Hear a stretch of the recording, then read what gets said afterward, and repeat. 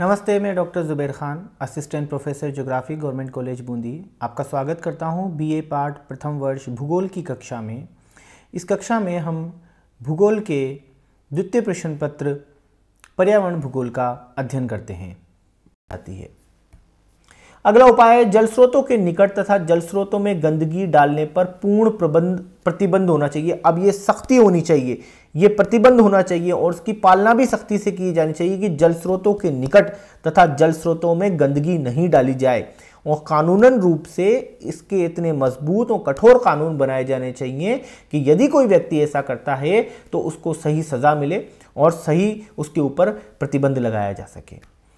मृत पशुओं तथा शवों के जल में विसर्जन पर पूर्ण रोक लगाई जानी चाहिए। ऐसा देखा जाता है कि जब कभी कोई पशु या सड़ी गली लाश होती है तो उसके निस्तारण के लिए उसे जल स्रोत में डाल दिया जाता है, बहा दिया जाता है। इस पे सख्ती से पाबंदी लगाई जाना चाहिए, प्रतिबंध लगाए जाने चाहिए। इसके लिए पर्याप्त संख्या में विशुद्ध शवदाह की स्थापना की जानी चाहिए। अब इसके बदले में क्या किया जा सकता है कि इस प्रकार के पशुओं के शरीरों को निस्तारित करने के लिए विद्युत शवदाह गृहों की स्थापना होनी चाहिए, जिससे तुरंत ही उसके शरीरों से मुक्ति पाई जा सके।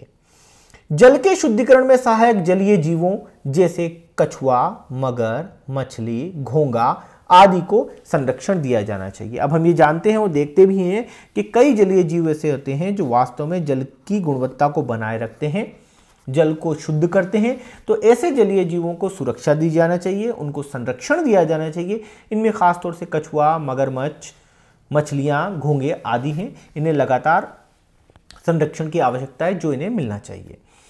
कृषि में रासायनिक उर्वरकों के स्थान पर जैव खाद के अधिकाधिक प्रयोग को प्रोत्साहन देना चाहिए। अब ये देखा गया है कि भाई कृषि में जो रासायनिक उर्वरक प्रयोग करते हैं वो विभिन्न प्रकार के प्रदूषणों को जन्म दे रहे हैं, चाहे वो जल प्रदूषण हो, वायु प्रदूषण हो, मृदा प्रदूषण हो, और अनेक ऐसे बीमारियां हैं जिनका हम जिक्र भी नहीं कर सकते, जो हम जानते भी नहीं है। वो परोक्ष रूप से यदि रसायन हमारे शरीर में पहुंचते हैं तो अनेक प्रकार के दुष्परिणाम और दुष्प्रभाव सामने लाते हैं। अतः कृषि के अंदर रासायनिक उर्वरकों के स्थान पर अब जैविक खाद व जैव खाद के प्रयोग को अधिकाधिक प्रोत्साहन दिया जाने की आवश्यकता है। अत्यंत हानिकारक व संचयी प्रभाव वाले कीटनाशकों के प्रयोग पर विकसित देशों की भांति हमारे यहां पर भी रोक लगाई जानी चाहिए। कीटनाशकों के सीमित व सुरक्षित प्रयोग के लिए कृषकों को समय समय पर जानकारी भी दी जानी चाहिए। केवल रोक लगाने से कार्य नहीं चलेगा, बल्कि कृषकों को उसके बारे में समय समय पर सही जानकारी भी दी जानी चाहिए और साथ ही साथ में उनके विकल्प भी सुझाए जाने चाहिए। हम एक चीज़ पर प्रतिबंध नहीं लगा सकते, उसको पूरी तरह तब तक नहीं रोक सकते जब तक कि उसके लिए उसका कोई अच्छा विकल्प नहीं खोज लिया जाए। तो ये आवश्यकता है कि हमें इन रासायनिक उर्वरकों व कीटनाशकों से मुक्ति के लिए उनके सुरक्षित विकल्पों को खोजना चाहिए, और न केवल खोजना चाहिए बल्कि उन्हें उपयोग में लाने वाले कृषकों को उसकी जानकारी समय समय पर देनी चाहिए। जल द्वारा होने वाला मृदा अपरदन को नियंत्रित करने के लिए जल ग्रहण क्षेत्रों में वृक्षारोपण, मेड़बंदी आदि उपाय किए जाने चाहिए।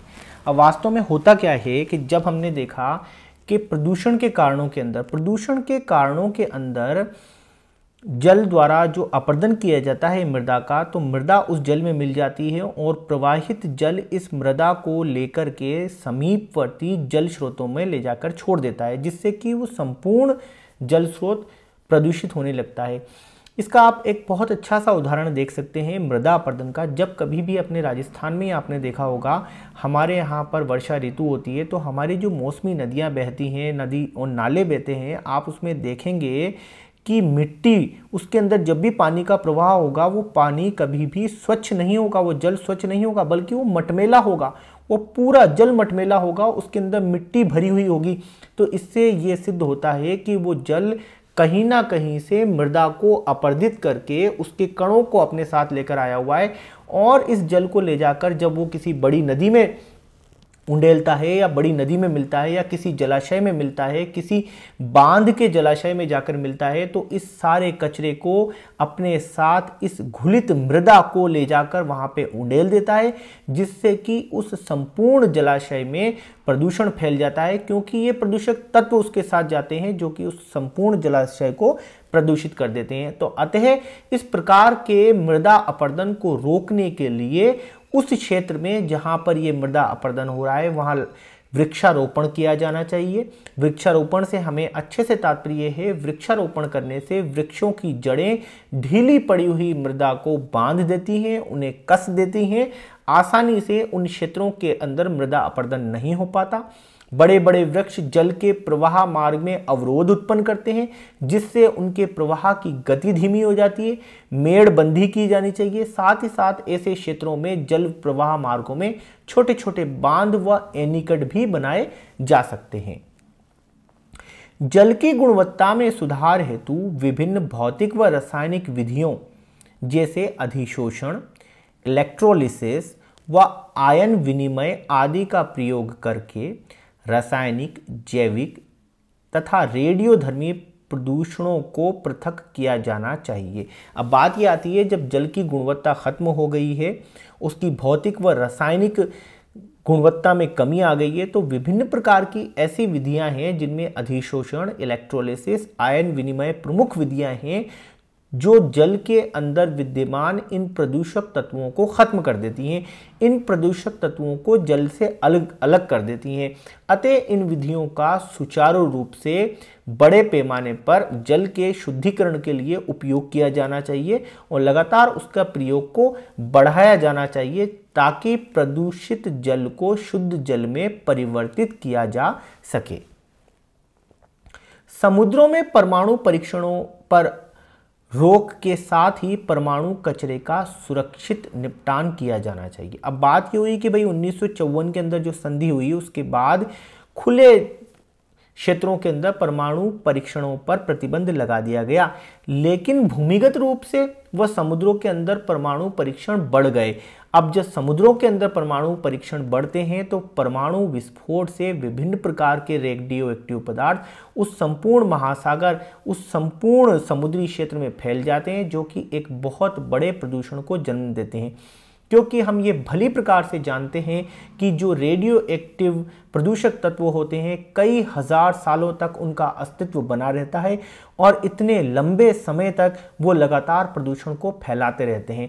अतः ये अत्यंत आवश्यक है कि महासागरीय क्षेत्रों में इस प्रकार के प्रदूषणों पर रोक लगाई जानी चाहिए और न केवल महासागरीय क्षेत्रों में अपितु भूमिगत क्षेत्रों में भी इस प्रकार के परीक्षणों पर रोक लगाई जानी चाहिए, क्योंकि भूमिगत क्षेत्रों में भी कई बार भूमिगत जल में इस प्रकार के प्रदूषक तत्व मिल जाते हैं, क्योंकि जब कभी भी वर्षा जल रिस कर भूमि से होता हुआ भूमिगत जल स्रोतों तक जाता है तो इन प्रदूषकों को नीचे ले जाता है और वहाँ भी ये रेडियो एक्टिव पदार्थ प्रदूषण का कारण बनते हैं और जल प्रदूषण फैलाते हैं।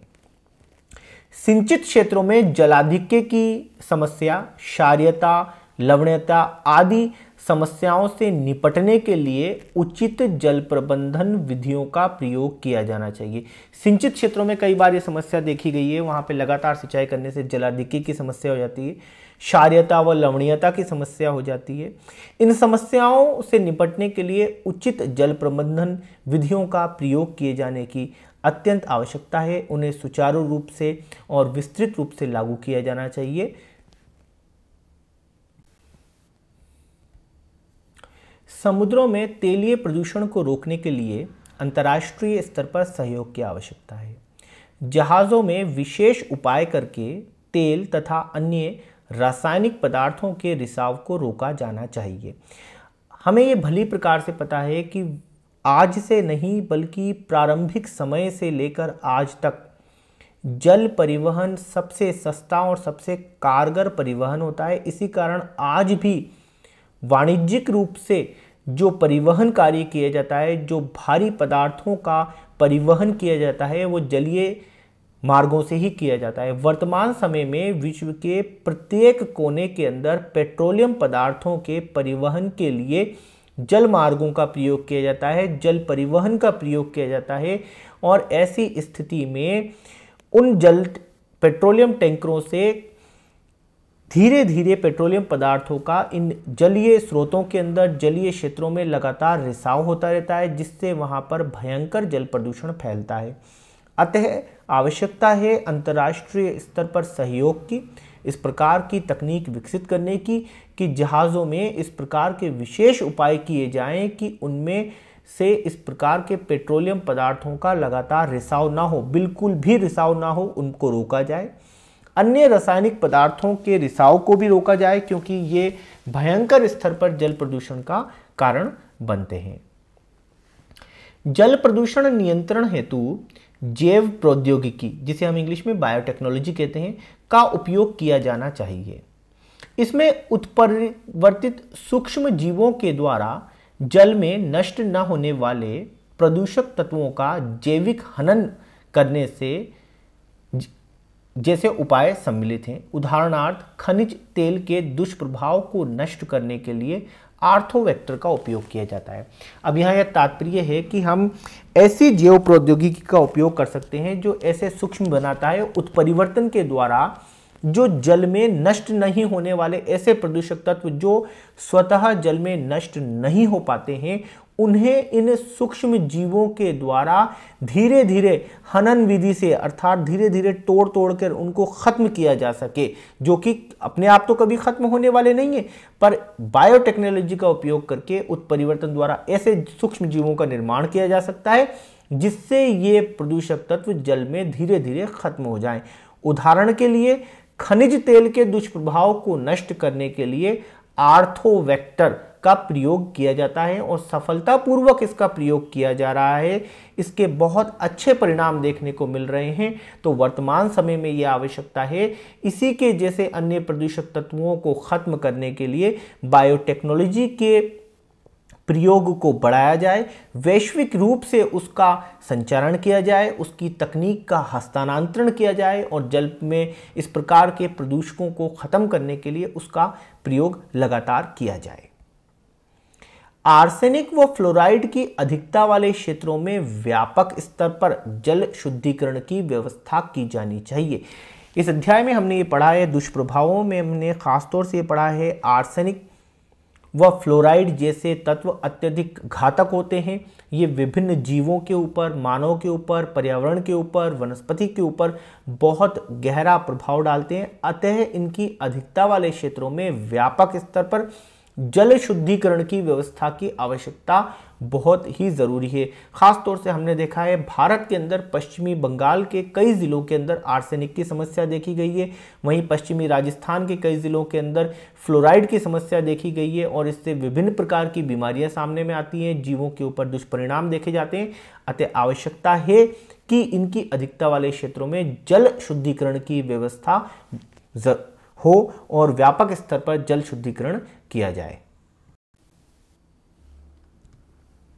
आर्सेनिक विष की समस्या के समाधान के लिए न्यू जर्सी पर्यावरण अध्ययन केंद्र द्वारा विकसित मैंग कोर्टियाफिस की जल शुद्धिकरण विधि उपयोगी है।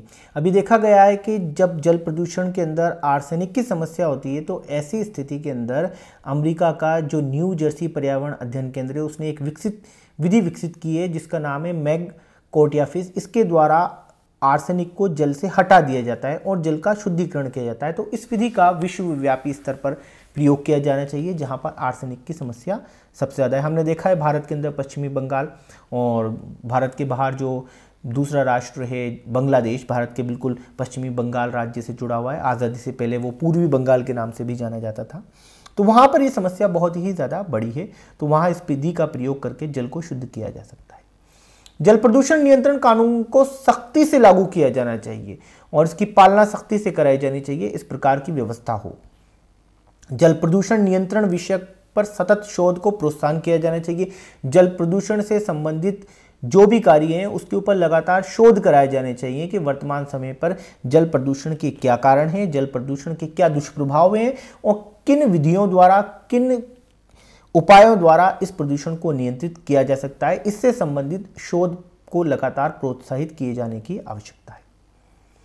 विभिन्न संचार माध्यमों का प्रयोग करके जल संसाधन को प्रदूषण से बचाने के लिए जन चेतना का संचार किया जाना आवश्यक है। जब तक हम इसके संदर्भ में जन जागरण नहीं फैलाएंगे, प्रत्येक जन को इसमें शामिल नहीं करेंगे, उनका सहयोग नहीं लेंगे, जब तक कि इसे एक जन आंदोलन नहीं बनाएंगे, हम जल प्रदूषण को कभी भी नियंत्रित नहीं कर पाएंगे, क्योंकि इससे केवल एक व्यक्ति या एक संस्था या एक देश जुड़ा हुआ नहीं है, अपितु प्रत्येक व्यक्ति इससे जुड़ा हुआ है, उसमें इसका योगदान है। जब तक कि वो अपने अंदर स्वयं चेतना नहीं लाएगा, स्वयं जागृति नहीं लाएगा, तब तक हम जल प्रदूषण जैसी समस्या से मुक्ति नहीं पा पाएंगे। अतः आवश्यकता है कि हम इसके संदर्भ में प्रत्येक जन सामान्य को इसकी दुष्परिणामों के बारे में, इसके कारणों के बारे में, इसके उपायों के बारे में बताएं और एक कार्यक्रम चलाएं, जन जागृति अभियान चलाएं, जिससे कि जल प्रदूषण से सामाजिक रूप से, विश्वव्यापी रूप से जन आंदोलन के माध्यम से इससे मुक्ति पाई जा सके। जल प्रदूषण नियंत्रण कार्यक्रमों में स्वयंसेवी संस्थाओं तथा स्थानीय लोगों का अधिकाधिक सहयोग प्राप्त करने के प्रयास किए जाने की आवश्यकता है। तो हम चाहते हैं कि इसको एक जन जागृति आंदोलन बनाएं, इसलिए स्थानीय लोगों को व स्वयंसेवी संस्थाओं को इससे जोड़ें, ताकि ये एक अभियान और एक आंदोलन का रूप ले और जल प्रदूषण जैसी समस्या से मुक्ति पाई जा सके। असाइनमेंट, इस अध्याय के अंदर जो असाइनमेंट आपको दिया गया है, ये पिछले सभी वीडियो में आपको पढ़ाए गए सभी टॉपिक से संबंधित है और इसमें 3 प्रश्न दिए गए हैं। ये तीनों ही प्रश्न निबंधात्मक प्रकार के प्रश्न हैं, जिनमें आपको उत्तर सीमा 500 शब्दों तक रख सकते हैं। पहला प्रश्न है, रेडियोधर्मी पदार्थों से जल प्रदूषण पर एक संक्षिप्त टिप्पणी लिखिए। इसमें आपको रेडियोधर्मी पदार्थों से जो जल प्रदूषण फैलता है उस पर टिप्पणी लिखनी है और इसकी शब्द सीमा अधिकतम 500 होगी। दूसरा प्रश्न है, जल प्रदूषण को परिभाषित करते हुए इसके प्रमुख स्रोतों का वर्णन कीजिए। पहले तो आपको जल प्रदूषण को परिभाषित करना है, उसके प्रमुख स्रोतों, इसमें दोनों ही स्रोत, चाहे वो प्राकृतिक हो या मानवीय हो, उनका आपको वर्णन करना है। चाहे स्रोत कहें चाहे कारण कहें, एक ही बात है। इसकी शब्द सीमा भी अधिकतम 500 शब्द रहेगी। तीसरा प्रश्न, जल प्रदूषण के दुष्प्रभावों को बताते हुए नियंत्रण के उपाय सुझाने हैं। इसमें पहले तो जल प्रदूषण के दुष्प्रभावों का आपको बताना है और फिर उसके पश्चात नियंत्रण के उपाय आपको सुझाने हैं। कम से कम आपको 10 से 12 नियंत्रण के उपाय इसके अंदर सुझाना आवश्यक है। इस प्रश्न की भी शब्द सीमा वही 500 शब्द रहेगी। आपको 500 शब्दों से अधिक में इसका उत्तर नहीं देना है। धन्यवाद, आपने ये वीडियो अंत तक देखा। जल्दी ही नए अध्याय के नए वीडियो के साथ हम फिर मिलेंगे।